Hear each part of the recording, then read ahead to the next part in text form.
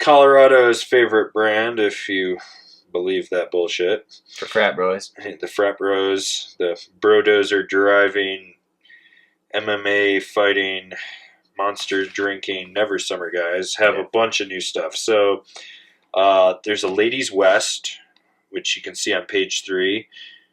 The West sucked. I wrote it. Fucking sucked. Then there's a new model called the Westbound, which is basically a beefed up West, if I remember correctly. I think it's like more.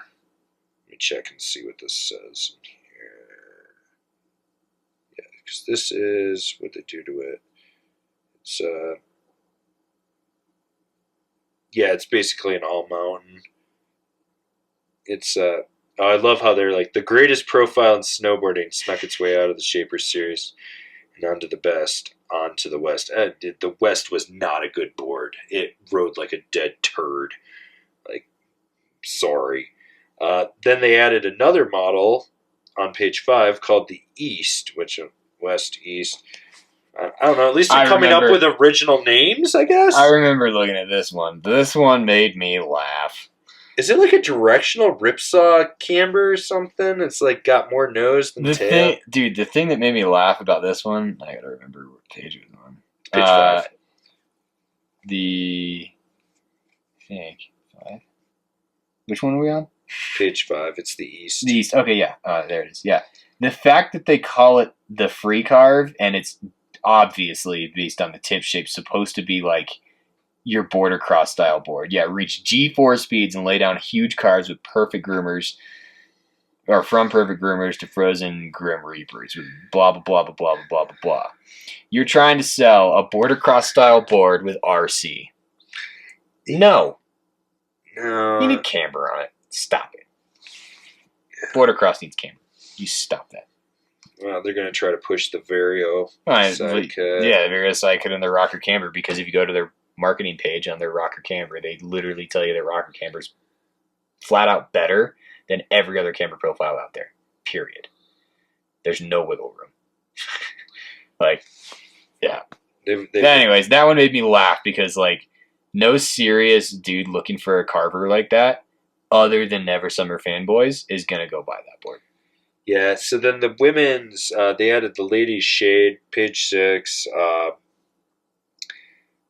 I don't know, it's a true twin shape. I like that shape. It's like, it looks like the women's Sims board, too. Mm-hmm. It's got that little more pointy tip to it. It's a good looking shape on that. Mm-hmm.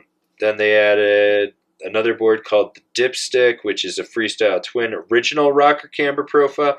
Then you look at the amount of carbon in the tip, and that's like the 2 V's. Dude, insane. Like that thing, it's designed. Well, that's the only way it's going to load up. Right.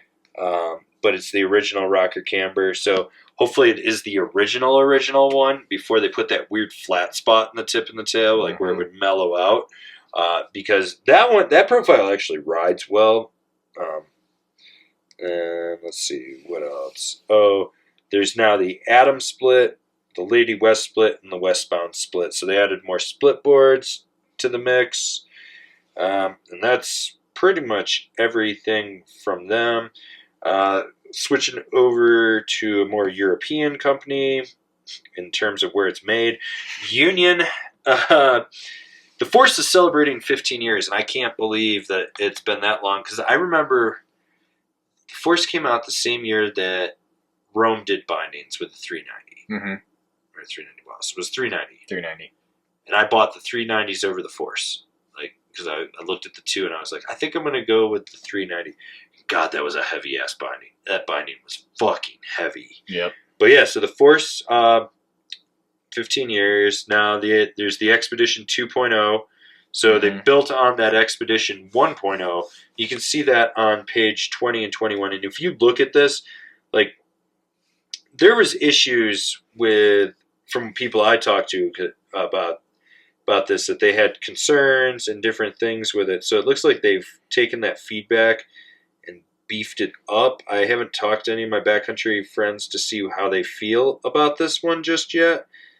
But it's a complete redesign from the Expedition, basically. Yeah, it Yeah. It looks like they're moving in the right direction, though, to make it Agreed. a better one. If you go to page 32 through 35, you've got the Ultra and the Ultra Progressive Contact, I guess is what it is. Is that what they're calling it? Yeah, they kind of looks weird to read for like the model names. Yeah. But it's the new Ultra. It's, Right. you know, it's got, that's, what is that? It's a crazy high end, like ultra light binding, isn't it? Well, there's the Forged Force, Yeah. which they used to just call the Forged Carbon, and now it's the Forged Force. Yeah. But yeah, the Ultra, yeah, I mean, Yeah. it's a dentist binding. Dentist binding. The Felcor gets a new strap and bushing, page 36. Which I'm bummed about, because the strap that was on it, and granted I haven't ridden this one, but the strap that was on it was really good. And I didn't really see any reason to change it.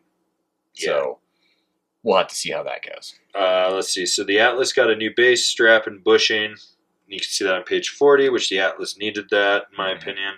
Just progressively make it better. The Strata got a new strap, which I thought was really weird. Yeah, because the strap on that one was great too. Right. And there's looks like I assume is probably going to be the team. Well, it's the Forma Elite strap. Well, so, there's the colorway, the team colorway that doesn't have the cutouts. Like they always do that with the Force, but I think the Strata is essentially going to be the new team binding, what most of the team's going to ride. Yeah, so they also gave it a new toe strap, so it's got the Hexa grip with secure lock on that as well.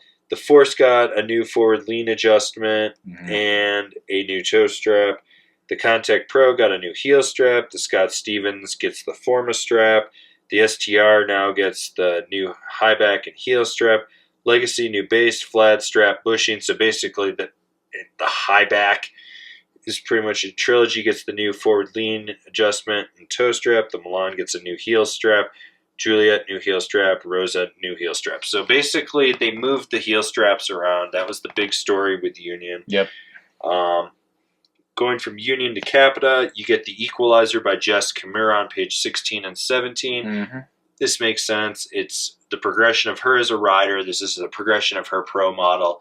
You know, she's moving out from riding as much street and hitting more powder. She's living in, I think, Revelstoke, doing that. The big one that I think everyone really wants to hear about is the Super DOA. Yeah. Which... It's a fancy DOA. That's literally it. And you can see that on page 23, but they're... One thing I want to say is no one ever says anything about the Supernova. And it's gotten to a point now where I go to SA every year and I'm like, I wonder if that's still in the line. Like it was the NOS, the normal ass snowboard, and now it's been renamed as the Supernova a couple years ago, and it's still in the line. And I really, really want to ride it because it looks like a traditional ass fucking snowboard. And yeah, so Capita, you listening to this, please send a Supernova to me. I would love to ride it and get a review of it because, hey, it could be phenomenal. And you guys have no traction on that, at least in the US.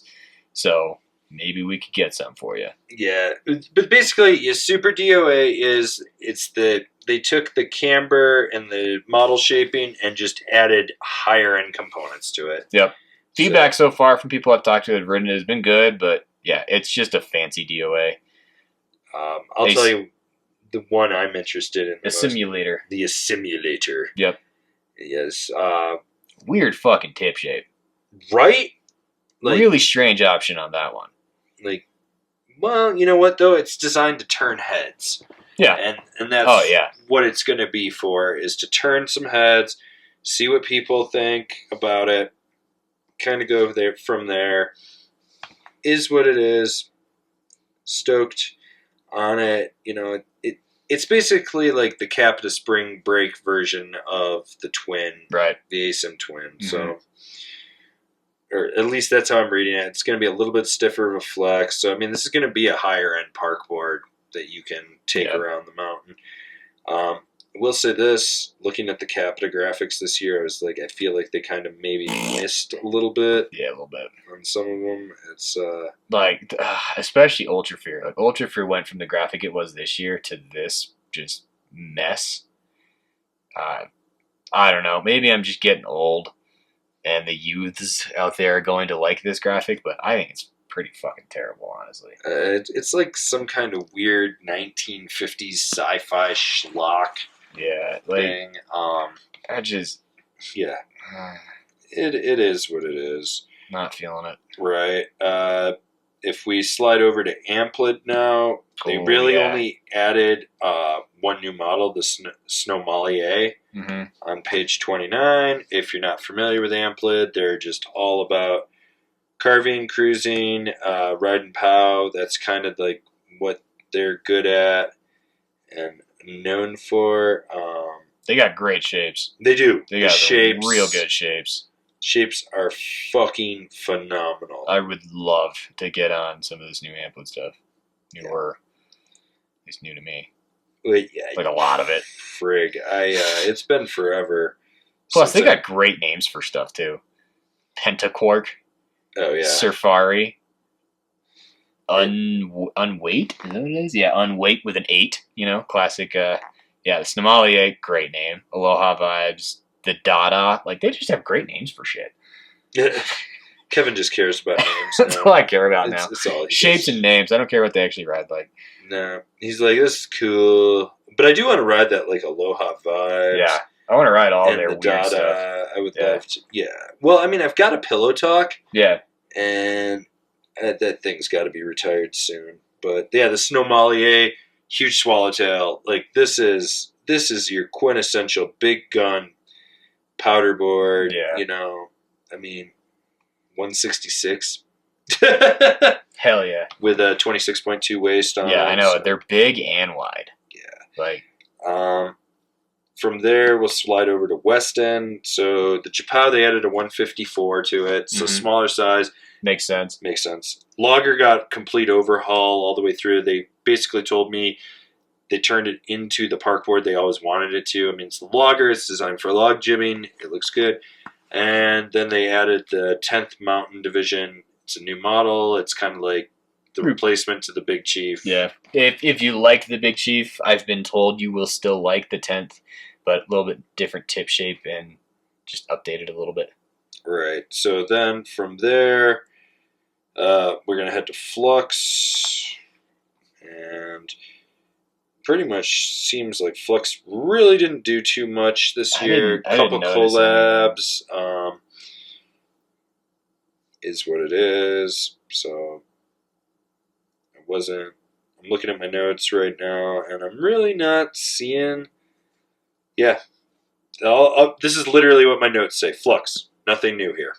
Yeah, the XF maybe has a vaguely different shape. Yeah, it's got a new high back on it. That's it for that. Right. Just a little bit new high back to it.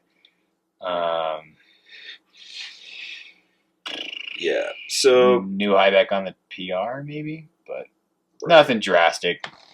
Pretty consistent. Yeah, it's kind of what you expect from Flux. Pretty.